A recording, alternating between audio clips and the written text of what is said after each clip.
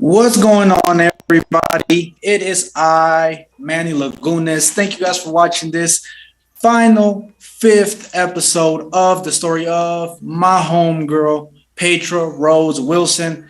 Right here, the only place you're going to find it is Bowie Films. You are in the right spot. Please subscribe, comment, like on the video right now. Emphasize on the subscribe because although this is the final episode of the story of Patra Rhodes-Wilson, next week, right here, 10 p.m. Friday nights, you guys know the deal. We coming at you with a brand new season, huge season. Trump said it best, huge season. So you guys want to stay on top of things, make sure you hit subscribe because we coming at you live and direct, baby. Speaking of Patra, how you doing? I am doing great. It's a little cold. It was like 2 or 3 degrees today. So, yeah. Okay, well, no snow, but it was freezing. Yeah. That's good. I know how you can warm up. You can take down them Christmas decorations behind you. We are well into January. No, sir. No, sir. I may keep my tree up all year.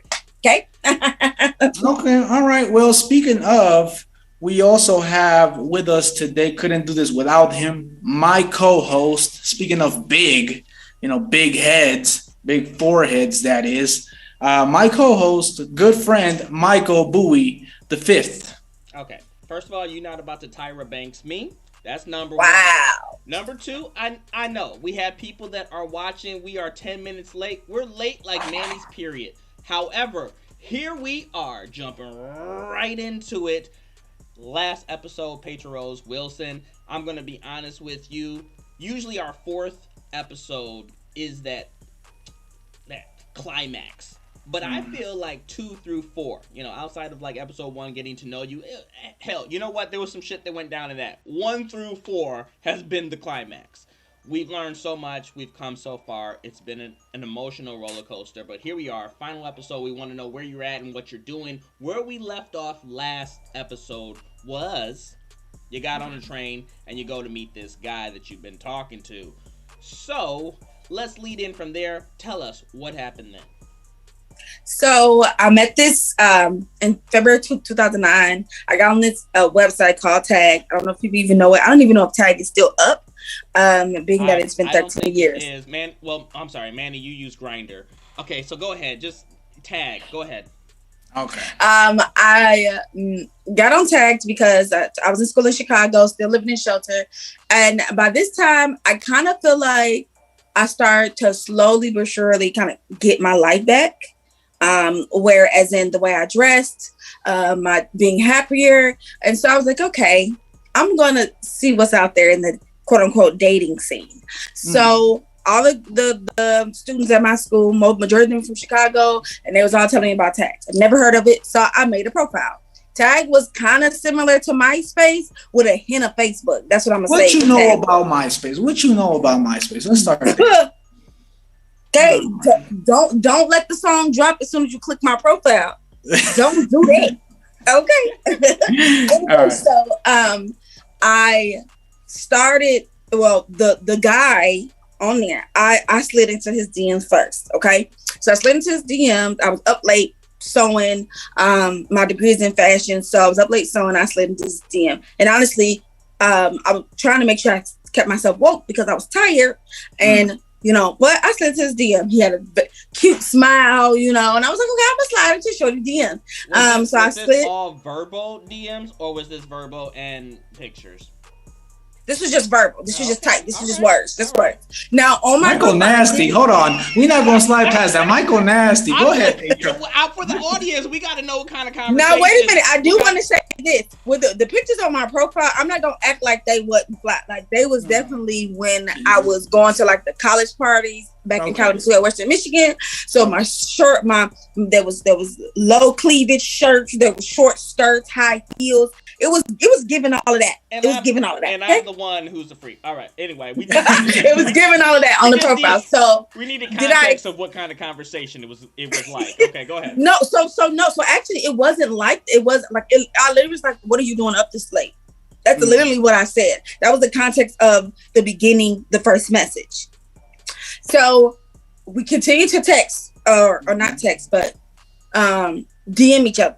After about, let's say about 9 to 10 days, I was like, okay, I can't be sitting on the computer because this is before apps on a cell phone and all that.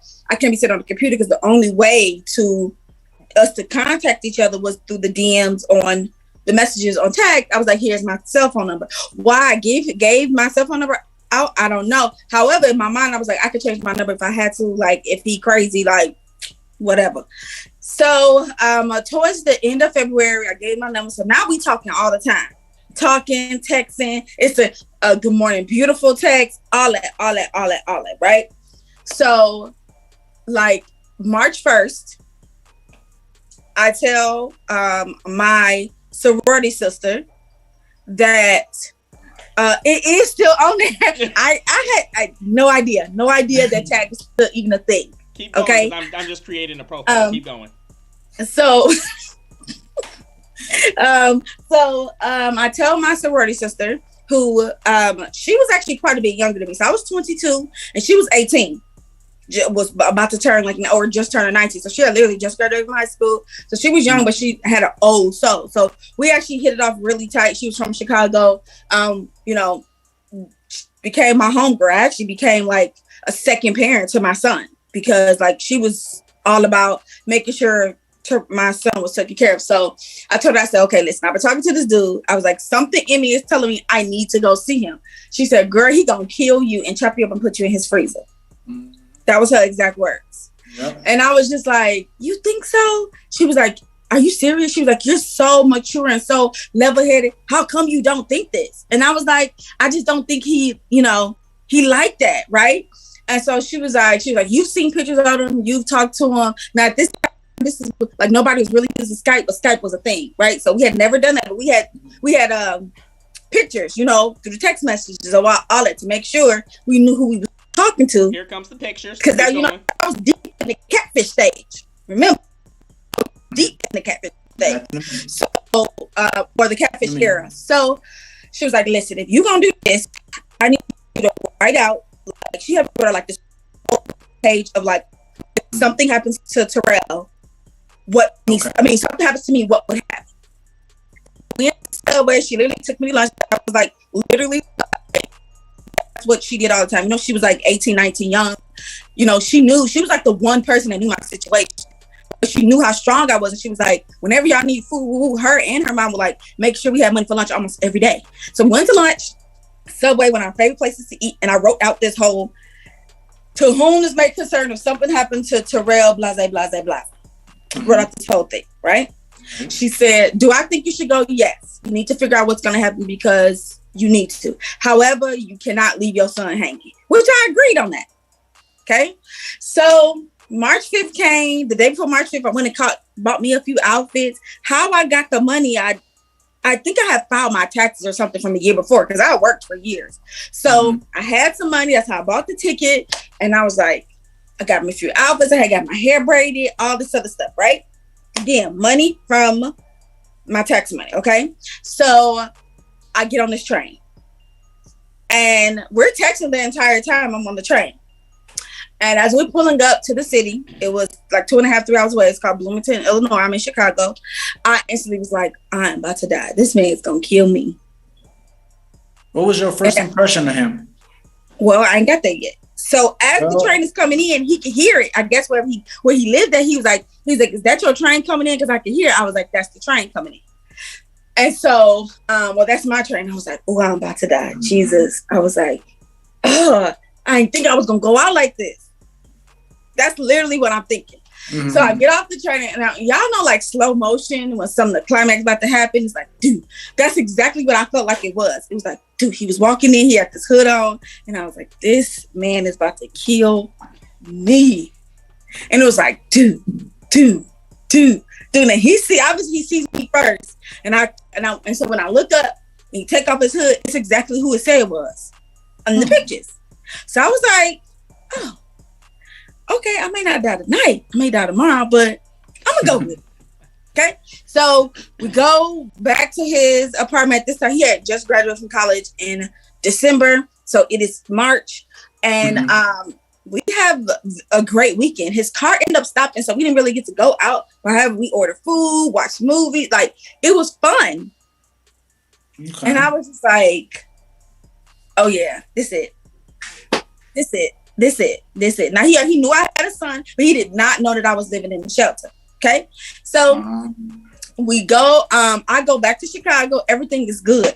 Do you understand? I mean, the whole thing was good, right? So that day, the 5th, we quote unquote make it official. We make it official. That was our anniversary, March 5th. That's my boyfriend, and I'm his girlfriend. And so like a few weeks later, I have to go back to Michigan because it's my son's 3rd birthday, and his biological father is supposed to be giving him this extravagant birthday party, and that never really happened. We had pizza at Chuck E. Cheese, so I don't know how extravagant that was. It is what it is. I meet his, like 2 weeks later, I meet his family, and that was a shit show. Like when I say shit show, like that was a shit show for real, because I don't think they knew that we met online. And he had never brought like a female home, like from college and stuff like that. That was a shit show. They tried to bully me, like now, and I was trying to be as nice as I could. However, I am from the south side of Chicago, and I'm from Benton Harbor, Michigan. And in real life, like I will turn this bitch all the way up. Yeah. Do you understand me? It will be. I will turn this joker up. But I stay cordial because after I got to know him, he was a really good guy. When I say like the men in my life, the black men in my life, did not do their job, as in taking care of their business as a black man and just being there for the black women. Okay. Right. So yeah. I did not have the best. I did not have very high standards when it comes to black men. It's honestly how I became a baby mama. Okay. When I met my husband, it was like top tier A1 premium black man.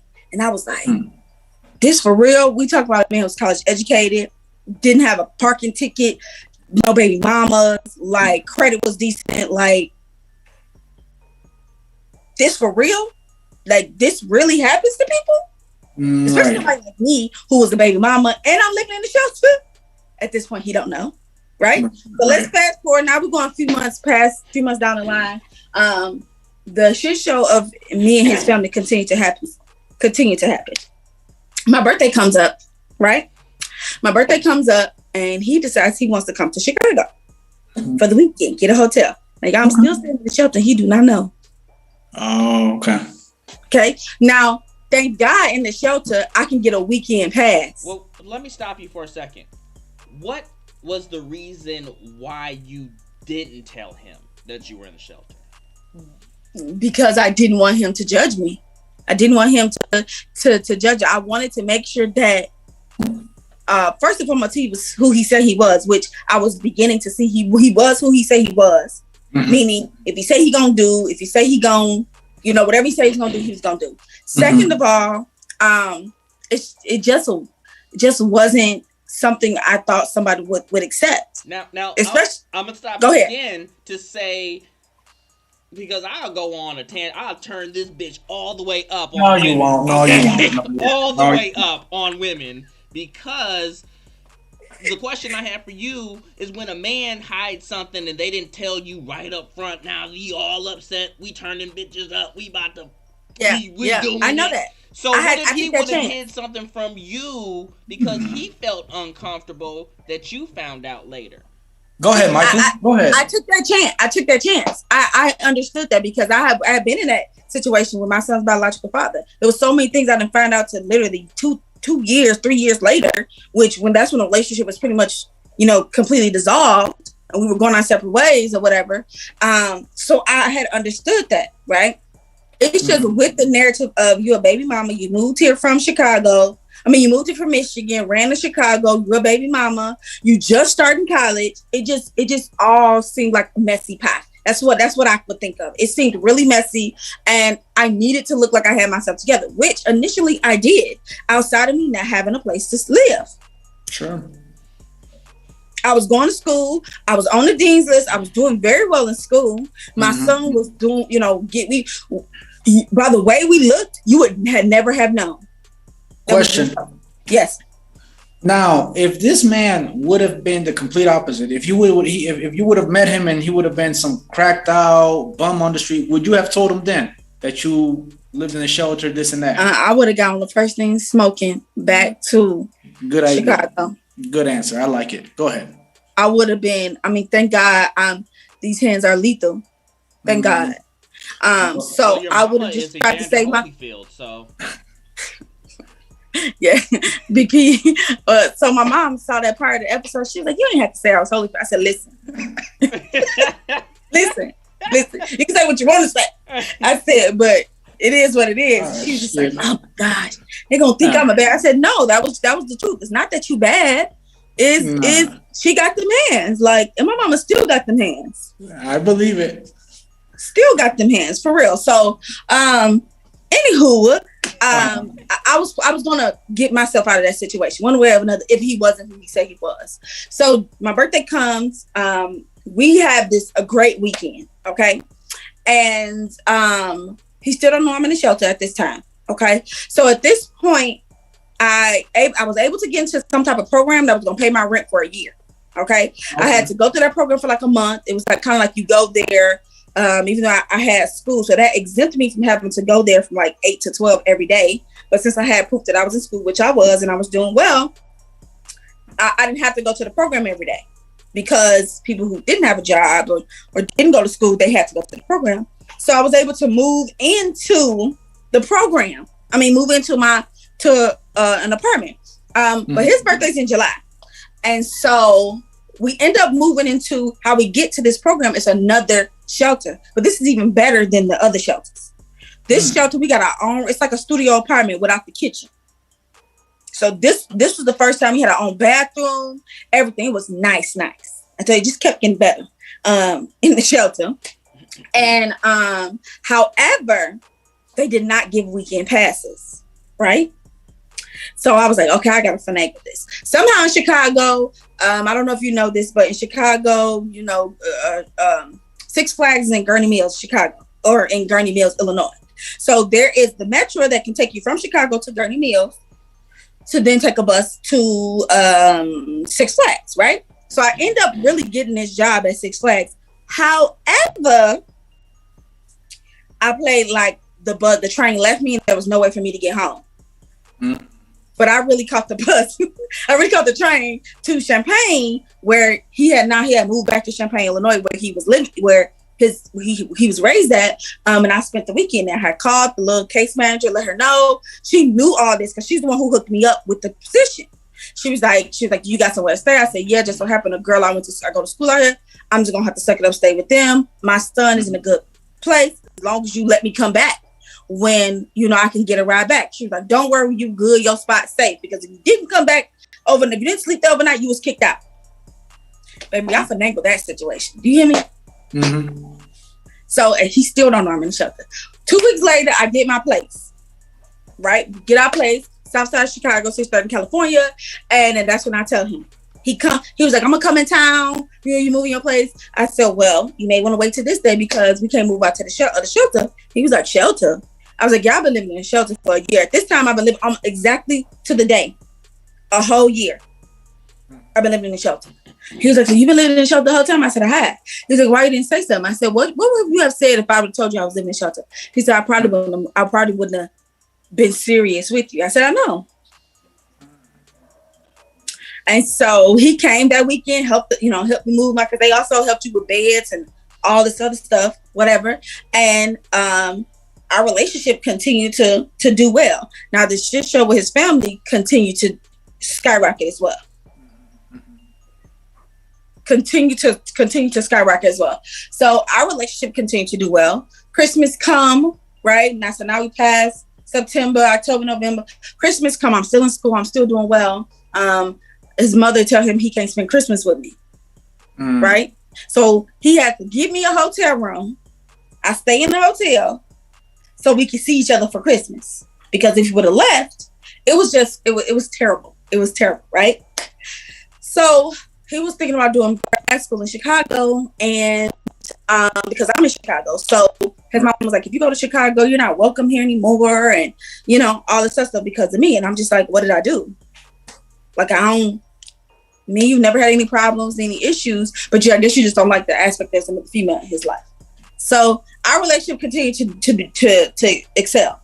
We never have any problems, nothing. I eventually graduated in 2011 from school. And so at that time, his mother had gotten sick. And so instead of him moving to Chicago, I moved to Champaign because at this time we were doing long distance for 2.5 years. Okay. So my son is like 5 now. And we doing long distance. So he coming here, I'm coming there. Back and forth, back and forth, back and forth. And we're like, okay, we need to see if we can actually live in the same city together. So I moved here right before my son started kindergarten.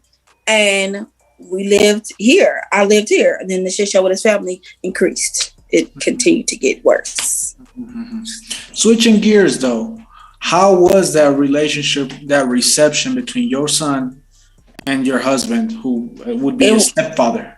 At first, we really wanted my son's biological father in the picture. At first, we wanted. Like, it was something like, we thought it would be so magnificent if he could have his biological father and like bonus dad in the picture. Mm-hmm. When you can create that environment, a good environment like that for mm-hmm. kids do so well, right? They do so well. So my son was going to a preschool, which was like 80% Hispanic, 10% like African, and it was like 2 or 3 African Americans and like 1 white girl, right? And so a lot of the boys called their fathers Papa.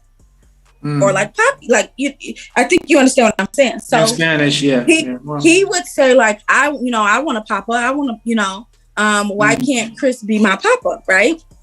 So we didn't want to disrespect his biological father. So that's what we was like, okay, you can, long as Chris is okay, which he was. So he called him Papa. So still to this day, he still calls him Papa because that's the name that was created for him. So he still called him Papa. At 15 years old, which has been forever and a day, he still calls him Papa. And so we wanted the biological father in the picture. My son's biological father did not take it well that I was in a relationship with somebody, and moving forward with that, he did not take it well. So we ended that. We ended that because it wasn't a parent that is not regularly in their child's life. Mm-hmm. Becomes what we call a popcorn parent. And so you get to pop in and out whenever you choose when it's good for you.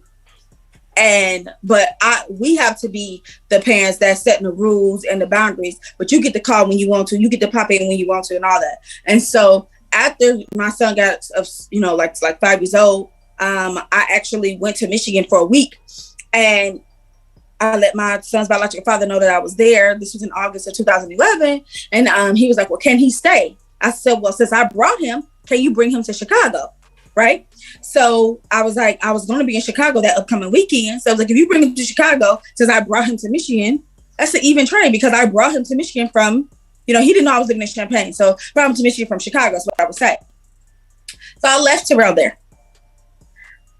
After one day he called me and said, oh, I ain't going to be able to bring him. The next morning I went and got my son because now you're not pulling your weight.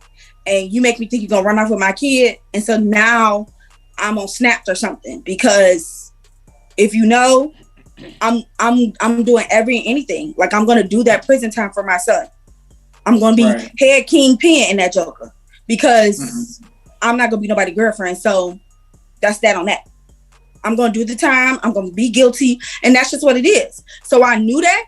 So the next day, Chris rented a car, and we went and got Terrell. And we haven't seen his biological father since Terrell was 5 years old. He'll turn 16 in 86 days, something like that. That was going to be my next question is he still present? Do you and your son ever talk about that? We do. I actually bring it up way more than he do because he be like, girl, why are we even talking about him? He don't say it like that, but his thoughts is like, why are we even talking about him? I'm just like, I just want you to know, like, people change. If he wants to be a part of your life, think about it, have an open mind. We were young. Just still trying to make sure that realm for his biological father is not like negative. Okay. Because for him, if you ask him who his daddy is, he's going to say my husband. Absolutely. Most people don't even know that Chris is not my son's biological father. Right. They don't call us a blended family. They don't say stepdaddy. None of that. Because he's been there since Terrell was 2 years old, turning 3. Mm-hmm. Mm-hmm. That's a sign of a big man. So yeah. So and we appreciate Chris and how he has stepped up for Terrell. They have a great relationship. They're actually very much alike. They're introverts. They like gaming. They like a lot of the same things. And you would like that's kind of weird compared to his biological father. He a socialite like I am, big personality.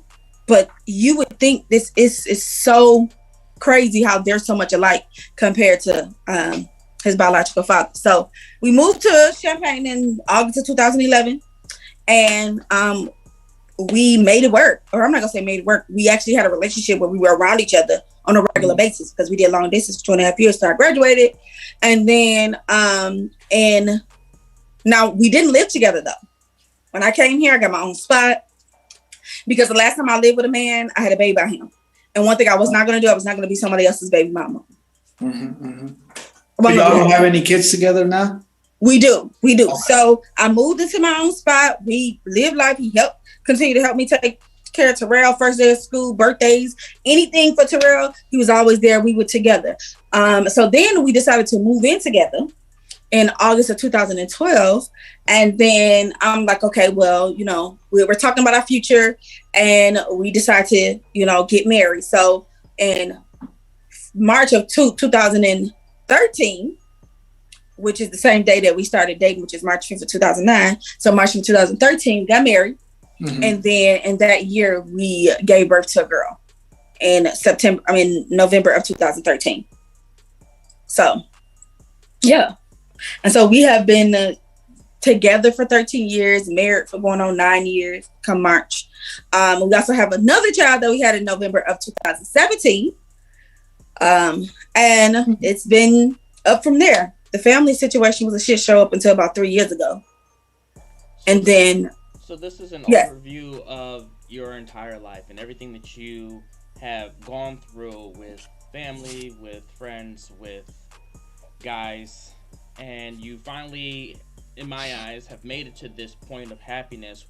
I'm going to backtrack and jump forward. So I'm going to backtrack to say, what was the toughest thing to deal with within the long distance relationship? The family portion. And has that gotten better after 13 years? And probably in the last, my youngest is 4. So let's say the last 3 or 4 years. Okay. 3 to 4 years. Because there's definitely been physical altercations. I definitely had to act like I had to call my mama. And that's never... If I ever had to get to the point where I got to call my mama... Tyson? You had to call Tyson? Mike Tyson? Holyfield, yeah. I call him Holyfield. I call my daddy Tyson because he couldn't hang. But yeah, if I ever have to call my mama, that's when there's a problem. And anybody who knows me knows that if I have to call Big P, it's a wrap. It's a wrap. It's a clear wrap. So if I had to call my mama had to come here, and there was definitely words. And my mom had to be, as we call it, nice nasty about it. Why didn't the husband speak up to the family in defense? And he did.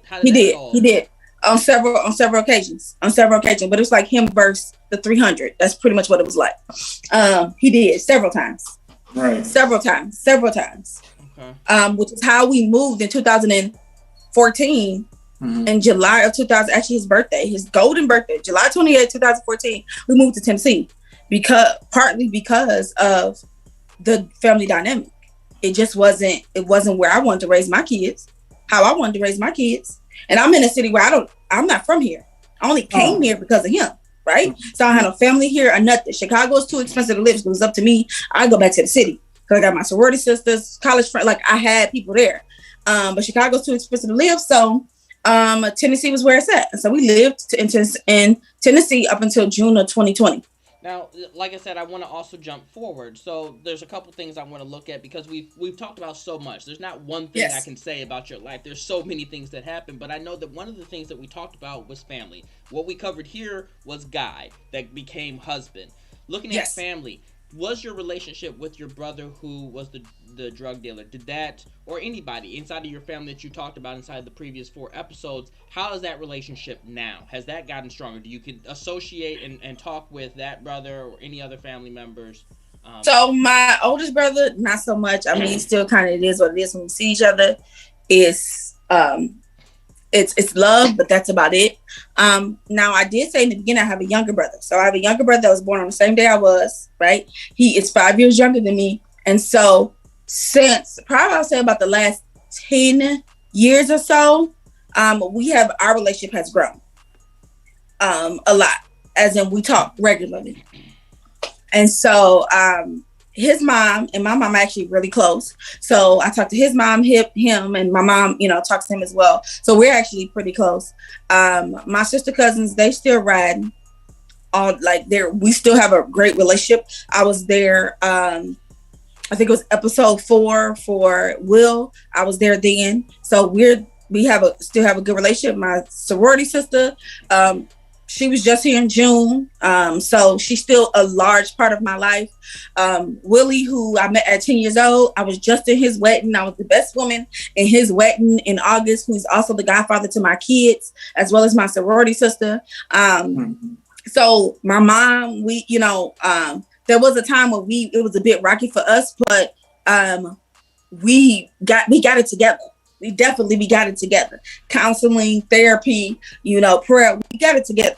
So me and my mom, we A1, chef's kiss, like it's anything. Because if she rocking, I'm rolling, and that's that on that. My father, there's still, he's very hit miss, more miss than hit, but I allow him to be that way because it's not a big deal. I don't need no daddy. I'm grown. What does family mean to you? Because if for the viewers at home, I mean, you gave us from where you were just a tiny child with big responsibilities running home to now being a wife, a mother, having your own home with Christmas decorations way into January. So what does family mean to you?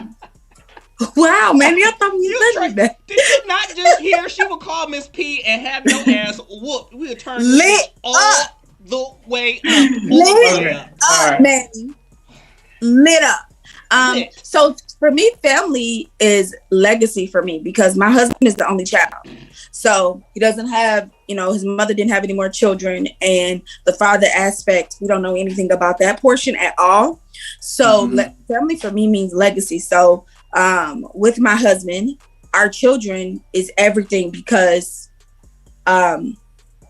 he has like 3 first cousins and none of them have children. No, one of them, she got 3 kids, but we just met her. Like just met her a few years ago. The ones that he actually grew up with, none of them have children. So the legacy of his family, literally, it revolves around me. So for me, family means legacy to me because it's all about us. Because if something happens to my kids, me and my husband's legacy does not live on. I like it. Because there's no cousins, even though my brother got 16 kids altogether. With his wife, they're all grown. Like they're grown. The oldest one got 2 kids herself. She's 26. So that's the one who I told you was born when I was 10. So they're grown. Right. They got kids my age, 3 and 4 year olds and stuff like that. So for me, family means legacy for me. Okay. And my legacy means everything to me. All right. Michael, I'm going to go ahead and let you ask your questions because we do have some comments coming in live, Patra, and I'm going to let you react to them. But I know Michael got a couple things he wanted to get off his chest. Well, I'll do my one of my 2 questions that I have for the remainder of the show, and then I'll do one of the 2, and then you can do yours, and then I'll finish out with that last question. Sounds good. What that I'm looking at is what you do now in terms of work. Like, what are you guys doing? You and him in terms of work now in your life. So I'm a digital content creator. I have my own production company. It's called Zenny Productions, which was created. Shout it out, drop them bombs. Oh, yes. I have my own production company called Zenny Productions. It was created in June of pretty much my birthday of 2020. My grandmother died, who was the matriarch of our family, the day before my 30th birthday, which was the day we moved back to Illinois. And that was the day we signed the papers on the house that my husband bought me for my 35th birthday, right? So Zenny, my grandmother's name was Zenobia, my grandfather's name was Dennis, but they called them Denny and Z. So I just put it together because they're definitely the reason why I do what I do. My grandfather told me I should be in front of the camera, and my grandmother is the reason I'm into fashion. Right? If you left a blanket at her house, she returned to a bag, a hat, and a scarf, and it has happened to me on several occasions. Okay, so that's where I got my fashion sense. She also gave me the urge to go to fashion design school and do my thing. And that's what I did. So I have a production company that holds the umbrella of Forever Patra Denise, which my name is Patra, middle name is Denise. And that is where I do fashion, sneakers, and luxury lifestyle. I also have another channel called Normalizing Being Black, where I share the day in the life of being an amazing Black wife, mom, and Black woman. I'm all about my sneakers. I'm all about the way I look, and that is on period. Also, my daughters, they have social media as well. So I am creating generational wealth doing the things that I love. I love sneakers. I love fashion. And I love nice things. So I'm creating wealth around that for my family. Nice. That's a great answer. I got you, Michael. So we're going to start off with we have a few comments. But the first and foremost is Talia Coleman. I don't know if that name rings any bells. That's my sister cousin. All right, shouts out to her. She's watching our show. Wants us to know, everything is nice this way. But let's get into the real questions. Janelle Latress from ATL. Shouts out to ATL. So that's her sister. Okay, all right. Comment on my question earlier. Family is everything. Is that true? That is definitely true. That's it? That's all you got to say? No, she know, like, when she called my phone. Moving forward, Patra, we got Cass with Sass. Cass with Sass from Nashville, Tennessee. That's my home girl from Nashville. We met at the corporate company we worked at for years. I quit. I think she is still working there, but that was my home girl, like, okay. Period, home girl, yeah. I believe it because it seems here like she knows Big P. She says if you call Big P, everybody scatter like roaches when the lights come on. Period. She knows. She knows how come I'm set up. Manny, you know about roaches, right? I'm in danger, Michael. I'm in danger. Yeah, I'm in danger. I'm about to scatter. Other than that, once again, Cass with Sass tells us to think it all started on Tag, talking about your marriage. Shouts out to y'all for making it work all this time, and that's you really see the longevity of your friendships that you got going on right there. She also wants to say shout out to Cassandra. Make sure you say, she wants me to sing it, but here's the thing. I could sing it. This isn't about me. This is about Patra. Anything you want to tell Cass before Michael's final comments? That's my friend. That's my homegirl, period. She knows up. Shouts out. And that is it from my part. Back to you, Michael. So I'm going to end this episode with one final question, wrapping it up. We've talked about where you've been. We've talked about where you are now. Mm-hmm. That final question is where you want to be, where you want to go. 5-year, 10-year, what's that end goal down the road? Where do you want to be? You've come so far. Two things. I want to be a favorite in everybody's household. Like, I love to have my family support me, but normally they're going to support me. But I want to be a favorite. I want to be the YouTuber, the Instagram influencer, which I don't really care for that name, but the content creator that everybody love to see, love to come and they see, and to watch and to see me get dressed, because I'm not doing this for my, to be seen, but I definitely have a lot going for myself. So I want to be a household name when it comes to social media, when it comes to my life, when it comes to being transparent. And I also am going to continue, which I have been doing, teaching other people how to do this. So I don't ask them for any money, because when I started, nobody wanted to help me. I used to DM people, ask for help, and all of a sudden, nobody would help me. And so now everybody want to take my masterclass. You ain't got to, if I got time, I can help you, because knowledge is free, and I'm going to help you, because nobody helps me. I did everything I do it on my own. I'm a one-man show. And so I want to continue to help other folks who want to do this or some of this. I can continue to help them. But also, I'm going to be in billboards and ads in your emails, on the, on the sky when y'all going to the big cities. I'm gonna be on the commercials, the ads on Instagram. Y'all gonna see me. Y'all gonna get used to it. So don't forget, Forever Pictures and Needs produced by Zenith Productions. Okay, y'all be sweet. And there it is. And I feel you, and I. I love doing Story Up because you meet so many people and you connect, and we've already connected. And just what you said in general, it hits my heart because I've been there, and it's so upsetting how many people I've come across that they're a little bit ahead of you and they don't want to help you at all. No, they don't want to help you. And if you just blew up, then all of a sudden they might, let me get on that show. Blah. Remember when I don't. I remember when you made things difficult. And I remember you left my message on red. I've been a one-man show myself for a very long time, and I'm very blessed and humbled to have Manny here on the Story Of, running it with me and helping to grow this channel. I'm blessed to have my other friend Manny on Filmatic, and through this channel, I'm blessed to bring you in and collaborate our ideas together. It's been a blessing knowing you. I'm humbled for the Story Of. I'm humbled to hear your story, to have heard your story, and I wish you nothing but the best. So thank you. This is the end of the season.